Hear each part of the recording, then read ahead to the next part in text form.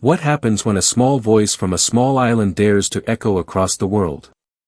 What happens when a dream, born in the crowded streets of Manila, walks onto the biggest stage in America? On one unforgettable night, the lights of America's Got Talent did not just shine on talent. They shone on courage. On sacrifice. On a dream wrapped in the colors of the Philippine flag. His name was Daniel Reyes. 27 years old. A delivery rider by day. A singer by heart. Daniel was quiet, almost shy. But inside him lived a fire that never stopped burning. He carried Elvis Presley in his voice. Not as an imitation, but as a tribute to the songs his late father used to play every Sunday morning. Back in Manila, his mother, Teresa Reyes, would sit by the small television every night. She was a laundry worker. Gentle. Strong in silence. She had never left the Philippines. But her prayers had already traveled to America. There was also Miguel Santos. Daniel's childhood friend. Loyal. Optimistic. The kind of friend who believed even when Daniel doubted himself. Miguel was the first one who uploaded Daniel's singing video online. The video that changed everything. When Daniel received the email from AGT, he stared at the screen for a long time. His hands trembled. America was far. The stage was bigger than anything he had ever seen. And Simon Cowell was known for breaking dreams with a single look. But Daniel was not just carrying a song. He was carrying his father's memory. His mother's sacrifices. His country's pride. Would his voice be enough? Would America hear a Filipino delivery rider? Or would they hear Elvis reborn in a new soul? On that night, when the spotlight found him, no one in the theater knew they were about to witness more than a performance. They were about to witness a young man standing between fear and destiny. And when Simon leaned forward in his chair, the entire room held its breath. Because sometimes, one song can change a life. And sometimes, one Filipino dream can silence America. The question was simple. Was this that moment? Microphone Philippine Sparkles. Daniel Reyes had always lived a simple life. He woke up before the sun, when the streets of Manila were still quiet and gray. The air smelled of rain and gasoline, and the city stretched slowly into another busy day. He tied his worn-out sneakers the same way every morning. Carefully. Tightly. As if preparing for something bigger than deliveries. By 6 o'clock, he was already on his motorbike. A small insulated box strapped to the back. A helmet that had seen better days. He delivered food to strangers who barely looked at him. He smiled anyway. Daniel was soft-spoken. The kind of man who listened more than he talked. The kind who apologized even when things were not his fault. But inside him lived music. While waiting for orders, he would hum old Elvis songs under his breath. Sometimes he sang quietly into his helmet while riding through traffic. The chaos of the city became his background orchestra. At night, he practiced in his small bedroom. The walls were thin. The fan above him made a clicking sound that never stopped. His neighbors sometimes complained. He would lower his voice, embarrassed.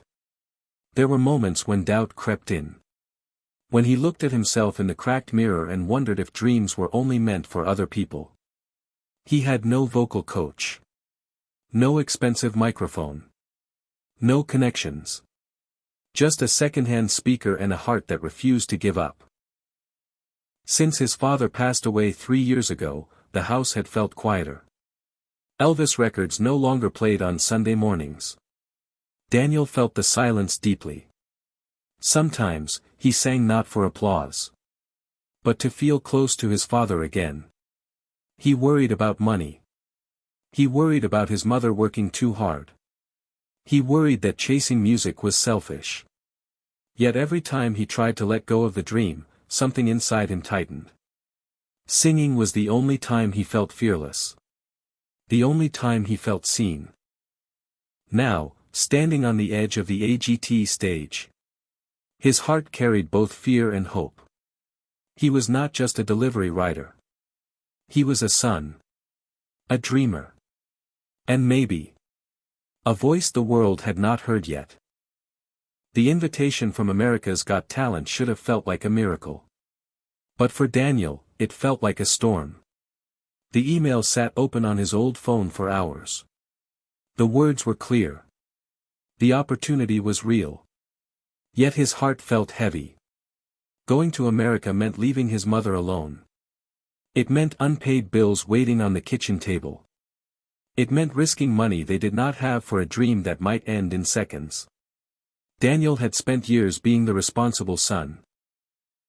After his father passed away from a sudden heart attack, everything changed overnight. The music stopped. The laughter faded. And Daniel became the man of the house. He gave up small gigs at local bars because they paid little and ended late at night. He chose steady delivery work instead. Safe. Predictable.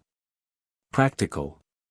But every time he passed by a stage, even a small one in a mall, his chest tightened with quiet regret.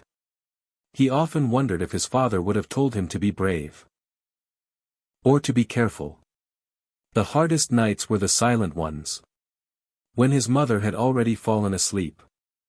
When the city noise softened into distant echoes. That was when doubt grew louder. What if he failed on national television? What if Simon Cowell stopped him mid-song? What if the world laughed instead of listened? He feared not just rejection. He feared disappointing everyone who believed in him. Miguel kept telling him this was destiny. But Daniel saw something else. He saw the possibility of public failure. Of returning home with nothing but embarrassment. And deeper than that fear was something more painful. A quiet guilt. A feeling that chasing a dream might mean abandoning his duty as a son. The central problem was no longer about singing. It was about choice. Security or risk. Fear or faith. Responsibility or destiny. Standing at that crossroads, Daniel felt more alone than ever. Because sometimes the biggest battles are not fought on a stage. They are fought in silence, inside the heart. The night before his flight to America, Daniel almost gave up. His suitcase lay open on the bed. Half packed. Half abandoned. Rain tapped softly against the window. The room felt smaller than ever. His mother sat quietly at the small wooden table, folding laundry. She had been silent all evening. Too silent. Daniel mistook her silence for worry. For fear. For doubt in him. Guilt wrapped around his chest like a heavy rope. He slowly walked to his old cabinet and pulled out something he had not touched in months. His father's worn leather jacket. Inside the pocket was a small folded paper. Old. Yellowed. Almost forgotten. It was a note written in his father's handwriting. Daniel had seen it before, but never truly read it with an open heart. The words were simple. They spoke about dreams. About courage. About never shrinking just to make others comfortable. But one line struck him differently that night. It said that a man's duty is not only to provide. It is also to inspire. Daniel felt his throat tighten. For years, he believed being responsible meant being small. It meant choosing safety over passion. But suddenly he understood something unexpected. Maybe chasing his dream was not selfish. Maybe it was the greatest way to honor his father. As he stood there, holding the jacket close to his chest, his mother finally spoke through her quiet actions. She walked to the bedroom. Placed a small envelope inside his suitcase. Her savings. Money she had secretly set aside. Not for bills. Not for emergencies. For him. In that moment, everything shifted. The fear did not disappear. But it no longer controlled him. He realized he was not leaving his family behind. He was carrying them with him.